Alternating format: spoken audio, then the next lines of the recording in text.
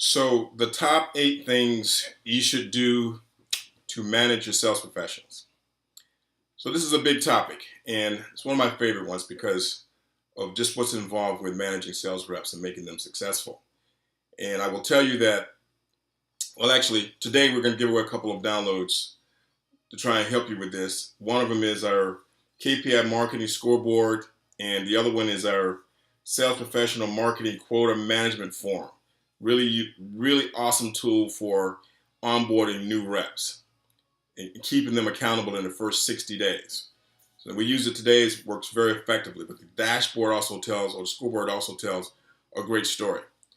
So how do you manage sales professionals? Well, I will tell you, it starts with you, and it starts with if you are using DISC or using some type of behavior profile. Hopefully you are. If you aren't, you should be, because what it does, it helps you understand the sales professional, and it also helps the sales professional understand you, which is super important. So typically, we do a lot of DISC, D-I-S-C. If you haven't heard of it, just Google it. You'll get all the information about it that you want. We've been using them for over 20 years, and I can tell you that typically what we've seen in the sales professional, typical is a strong word, but most successful sales reps across the U.S., Canada, UK, Australia, we've DISCed everywhere, are high D, high I, which means they're very driven and very personal people. And all the things put aside, if you can just remember how important it is to them to have a relationship with you as their leader, that gets you halfway there. It's really important. I mean, in fact, sales professionals is a classic line from John Maxwell. And if you haven't heard of him, please go check him out. 5 Levels of Leadership, one of my favorite books of his. But one of the phrases he says is people, and this is really salient for sales professionals, they don't care what you have to say until they know that you care. Which brings me to my first point here. So there are 8, I think the thing today we're talking about is 8 things, but I'm only going to cover 5 or 6 of them because of time. But I'm going to pick the ones that I think they highlight the bigger points. One of them is having a complete understanding of the sales professional's personal goals. So why are they working for you? What are they trying to do? You should know that. And in 5 Levels of Leadership, they talk about the second level of you understanding the person that's you're working with or that's reporting to you and what they value, other than just having a job working for you. So are they trying to buy a house? Are they putting their kids through college? Or are they saving for something important, a vacation? Whatever drives them, you should know what that is. I had a situation with a client up in New York City, and he asked the sales professional, we're trying to get the guy to make a lot of calls, and he was just struggling with it. And he basically sat down with him one day, and I said, let's find out what he cares about, what he's passionate about. And it turns out he wants to get married. So he's saving for a wedding. So we built his commission structure with incentives around, he said he needed to save $40,000. So we figured out how to help him make $40,000. And guess what happened? He had no more problems on the phone. And it just turned it up a notch. So when you sit down and figure this out, you'll find that people will appreciate the fact that you show that you care and you're doing the little things that a lot of leaders don't do.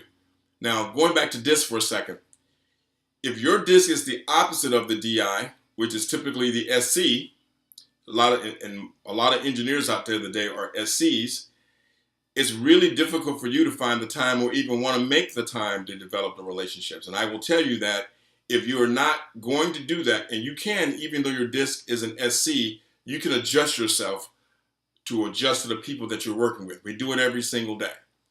And if you want to grow the relationship with your sales professionals, they've got to sense and feel that you care about them and you care about their families. Or a lot of times they won't work for you.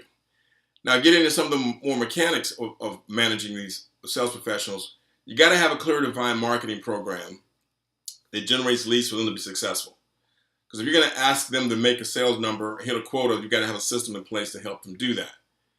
Now, number 3 on here says, have a good understanding of the sales professional's financial goals and expectations. Now, that's a little bit different than the personal stuff, and here's why. Sometimes, and we run into this many times when managing reps for other clients, is the rep is making $5,000 a month. Turns out his bills is $4,000. So he's got plenty of money.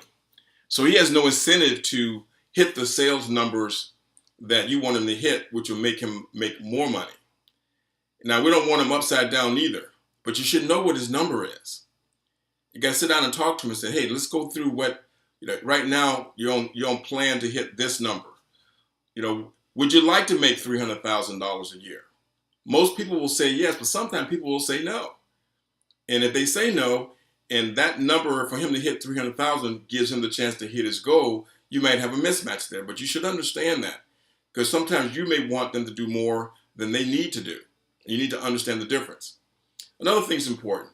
Conducting a one-on-one meeting with your sales rep every week for at least 1 hour. Now that seems pretty straightforward and easy, but I've been on some engagements where the VPs of sales or directors of sales will meet with the rep once a month, if they were lucky, and it's on the phone and not even face to face. So when people don't feel like you care because you can't make the time because you're busy in meetings with corporate or management or whomever, vendors, etc., and they don't matter, they'll respond in kind. So you've got to make time for them, and it's got to be valuable to you and valuable to them, and they've got to feel that. I cannot stress that enough. Another one here I'll hit you with before I let you get back to work is, whatever the quota is, we have a marketing quota and a GP quota that we promote that's really important. We talk about it quite a bit, but have that documented someplace and sit down and talk to the rep about it weekly, monthly, quarterly, and document that so people know what's expected of them. I keep running into this all the time. We have a quota, or it's a moving quota. I'm not sure what that means. People, when I sit down with the reps, they tell me, well, I don't even know, what I'm supposed to be doing. I mean, I know I'm supposed to be making sales, but the number moves around quite a bit depending on what's happening. And you've got to control that if you're the sales leader and you expect folks to take you seriously, because you've got to have good, solid integrity, or why would anybody want to follow you or go sell for you? So just remember that. It's a very, very important point.